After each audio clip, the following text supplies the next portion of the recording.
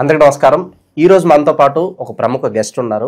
శ్రీ సత్యసాయి ధ్యాన మండలి ట్రస్ట్ వ్యవస్థాపకులు పూజ్యులు బ్రహ్మశ్రీ భిక్షమయ్య గారు ఉన్నారు. సో గురువుగారితో మాట్లాడేద్దాం. నమస్కారం గురుగారు. నమస్తే నమస్తే నమస్తే గురుగారు, ప్రజెంట్ జీవన విధానాలు చూస్తుంటే ఆహారపు అలవాట్లు చాలా మార్పులు వచ్చాయి. ఇంటికాడ ఎవరు కూడా సరిగ్గా వండుకోవట్లేదు. ప్రతిదీ కూడా జంక్ ఫుడ్స్ బయట తినడానికి ఎక్కువ ఇంట్రెస్ట్ చూపిస్తున్నారు.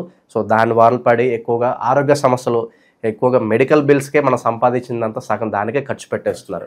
సో మరి మన ప్రజెంట్ ఆరోగ్యంలో ఈ ఆహారం అనేది ఎంత ఇంపార్టెంట్? సో శాస్త్రపరంగా చెప్పండి, మంచి ఆహారం ఆరోగ్యానికి ఎంతవరకు ఇంపార్టెంట్ అంటారు?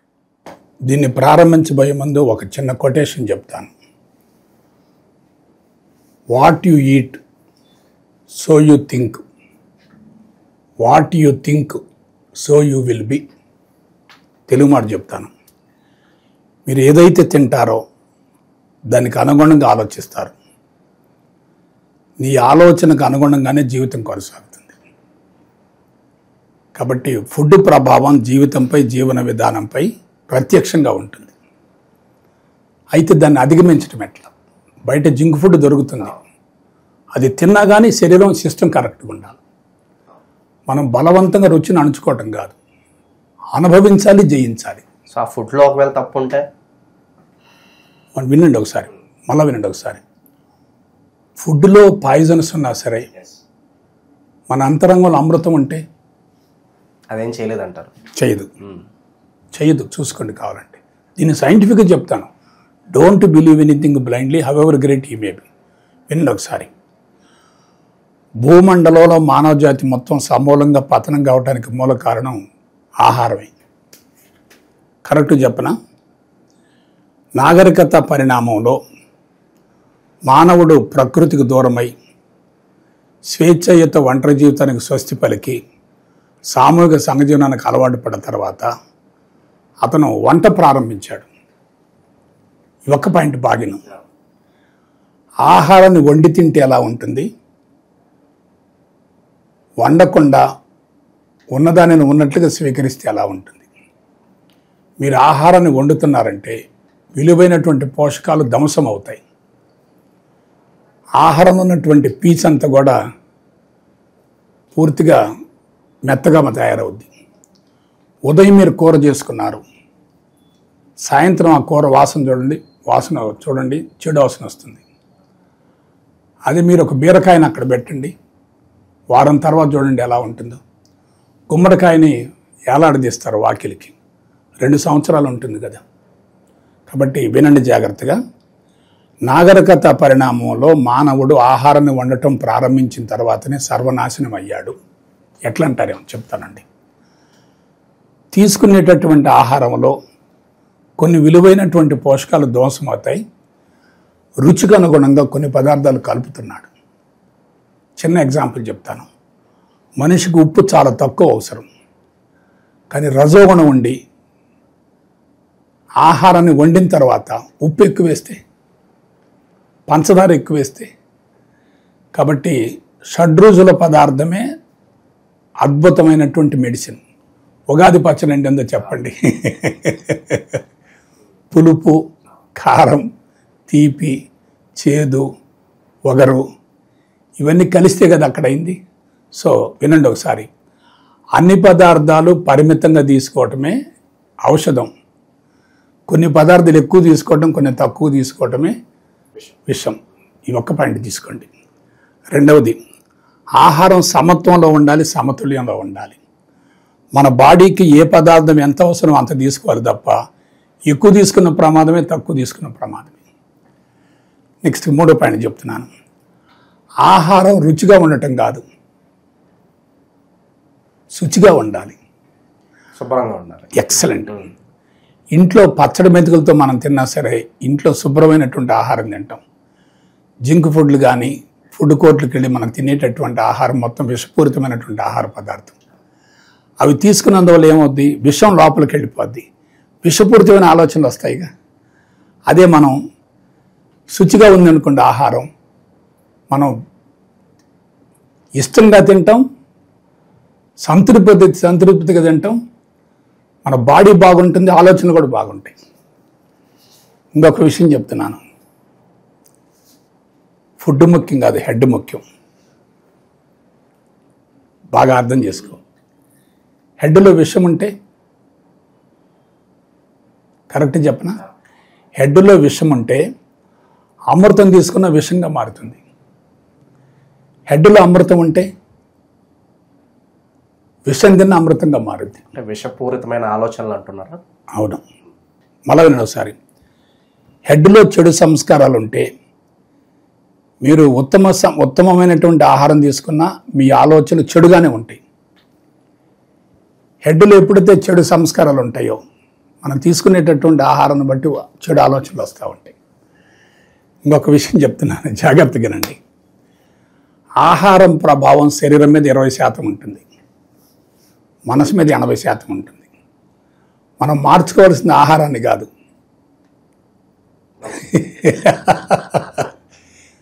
మీకు తమోగుణం ఎక్కువగా ఉందనుకోండి, రజోగుణ సంబంధమైన పదార్థం తింటే అది విషం అవుతుంది. రజోగుణం ఎక్కువగా ఉందనుకోండి, తమోగుణ సంబంధమైన పదార్థం తీసుకుంటే విషం అవుతుంది. మీకు సత్వగుణం ఎక్కువగా ఉందనుకోండి, తమో రజోగుణ సంబంధమైన పదార్థం తీసుకుంటే అది విషంగా మారుతుంది. మీకు చిన్న ఎగ్జాంపుల్ చెప్తాను. మేము యోగా చేస్తున్నాం కదా, యోగా క్లాసులు నడుపుతూ ఉంటాం. అక్కడికి కూలోళ్ళు వస్తారు, టాపీ పని చేసేవాళ్ళు వస్తారు. వాళ్ళకి సపరేట్గా పచ్చళ్ళు పెట్టాలి. మీ ఫుడ్ మేము తినమండి అంటారు. మరి వాళ్ళు కష్టపడి పని చేస్తున్నారుగా, కానీ లోపల ఏముంది, వాళ్ళకి రజోగుణం ఉంది. రజోగుణం లేదనుకోండి, వాళ్ళు తినరుగా, కష్టపడి తినరుగా. కాబట్టి ఇంకొక విషయం చెప్తున్నాను. ఏ పదార్థం మీరు తీసుకున్నా ఆకస్మికంగా మానేయకూడదు. ఆకస్మికంగా మానేస్తే ఫుడ్ మార్చా కానీ సంస్కారాలు మారలేదుగా. ఒక 15 సంవత్సరాలు నాన్ వెజిటేరియన్ బాగా తిన్నావు, యోగా చేసావు, నాన్ వెజిటేరియన్ ఉన్నటువంటి ప్రమాదాన్ని గుర్తించావు, తినకూడదని చెప్పి శపథం చేశావు, ఫంక్షన్కి వెళ్ళావు, ఎన్వి మొత్తం తింటున్నారు అందరూ. నీ అంతరంగం ఎలా ఉంటుంది? తినాలి అనేటటువంటి కోరిక బలీయంగా ఉంటుంది, కానీ నువ్వు బలవంతంగా ఏం చేసావు, దాన్ని ఏం చేసావు, అణుచుకున్నావు.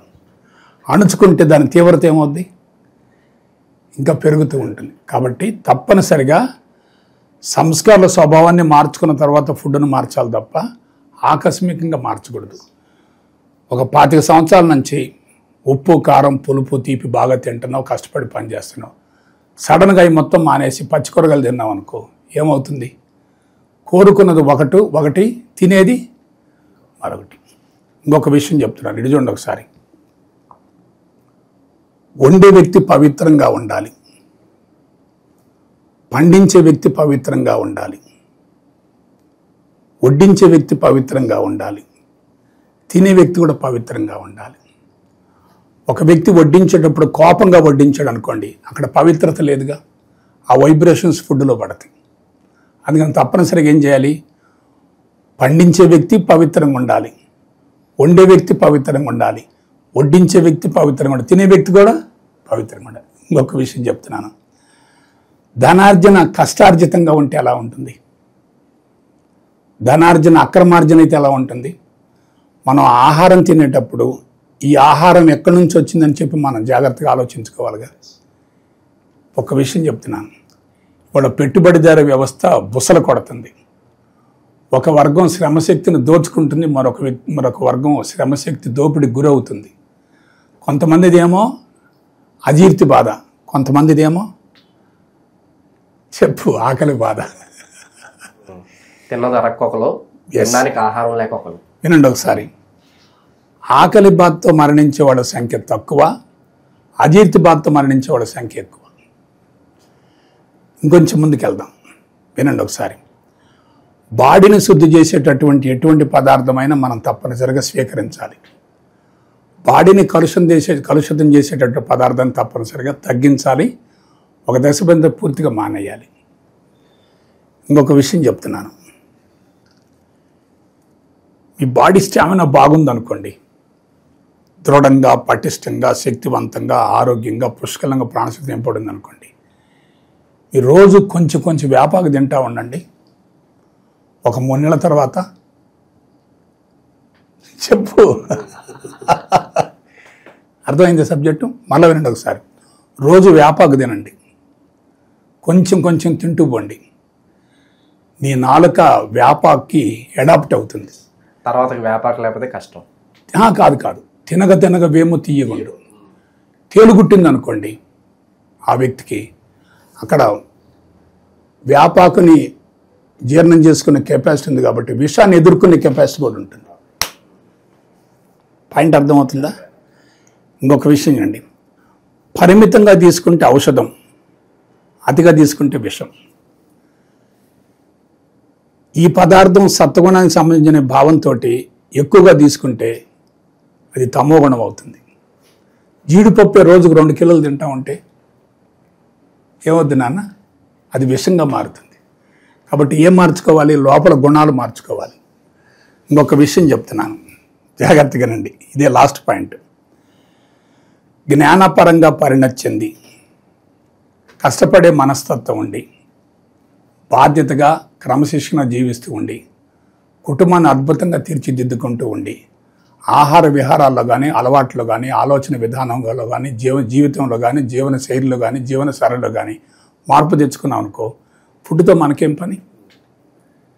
కాబట్టి ఏదైనా ఒకరోజు కొంచెం నెగిటివ్ ఫుడ్ పడ్డా దాన్ని రెసిస్ట్ చేసుకునేటటువంటి స్టామినా బాడీకి ఉందనుకోండి, అదేమీ కాదు. ఎప్పుడైతే నువ్వు మెడిటేషన్లో కూర్చుంటావో, మెడిటేషన్ అనేది సంజీవన్ లాంటిది, సర్వరోగ నివారణ అన్నాను కదా, ప్రాణశక్తి పుష్కలంగా లోపలికి వస్తున్నప్పుడు నకలి చూడు ఒకసారి, ఆహారం ద్వారా వచ్చేటటువంటి శక్తి ధ్యానం ద్వారా వస్తుంది. ఆహారం ద్వారా వచ్చే శక్తి ధ్యానం ద్వారా వస్తుంది. ఎప్పుడైతే శక్తి పుష్కలంగా లోపలికి వస్తూ ఉంటుందో మనకి ఆహారం మోతాదు తగ్గుతుంది, నిద్ర మోతాదు తగ్గుతుంది, ముఖంలో వర్చస్సు ఉంటుంది, తేజస్సు ఉంటుంది, మనసు స్వచ్ఛంగా ఉంటుంది, మాట స్పష్టంగా ఉంటుంది. ఎంతసేపు పని చేసినా సరే అలసట నీరసం అనేది ఉండదు. కాబట్టి మనం ఏం చేయాలి? మరొకసారి చెప్తున్నాను, ఫుడ్ ప్రభావం తక్కువగా ఉంటుంది, అంతరంగ సంస్కార స్వభావం ఎక్కువ ఉంటుంది. కాబట్టి మనం అంతరంగ సంస్కారాలను పూర్తిగా మార్చుకోవాలి. లాస్ట్ పాయింట్ చెప్తున్నాను, మీరు జ్ఞానపరంగా పరిణతి చెంది చెడు సంస్కారాలని కలుపు మొక్కలు అనుకోండి, ఉత్తమ సంస్కారాలని పంట అనుకోండి.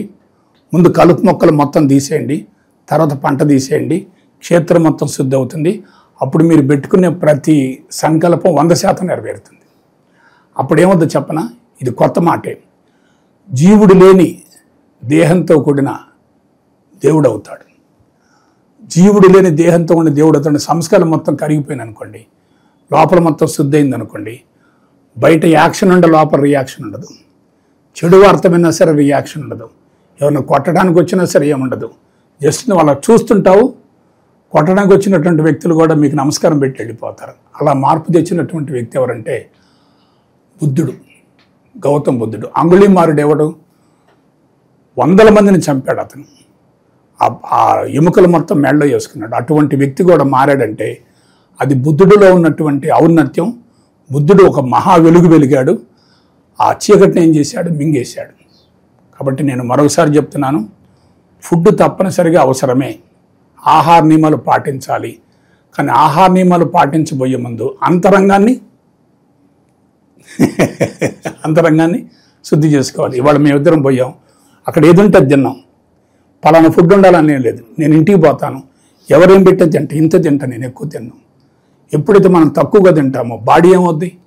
యాక్టివ్గా ఉంటుంది. అక్కడ ఫుడ్ పెట్టారు, రైస్ ఎంత పెట్టారు, అన్నీ పెట్టారు. మనం ఎక్కువ తిన్నాం అనుకోండి, యాక్టివిటీ తక్కువ, ఫుడ్ హెవీ. ఇది ఎప్పుడైతే యాక్టివిటీ తక్కువ ఉండి ఫుడ్ ఎక్కువ తింటే అదనంగా ఉన్నటువంటి శక్తి ఏమవుద్దంటే లైంగిక శక్తిగా మారుతుంది. కాబట్టి అది మా ఆలోచనలు పొరపాటు వస్తాయి, జీవితం పొరపాటు అవుతుంది, జీవన విధానం పొరపాటు అవుతుంది. కాబట్టి నాకు తెలిసినంత వరకు ఆహార నియమాలు పాటించడం అనేది తప్పనిసరే, కానీ అదే 100% పరిష్కారం మాత్రం కాదు. జై గురుదేవ్, జై గురుదేవ్, జై గురుదేవ్. సో ప్రస్తుతం యువతకి మీరు చెప్పింది ఎంతగానో ఉపయోగపడుతుంది. జీవన శైలి ఎలా ఉండాలి, ఆహారపు అలవాట్లు ఎలా ఉండాలి, ఆహార నియమాలు ఏ విధంగా పాటించాలి, మీ మాటలో చాలా అద్భుతంగా వివరించారు. ధన్యవాదాలు. సాయిరామ్, సాయిరామ్.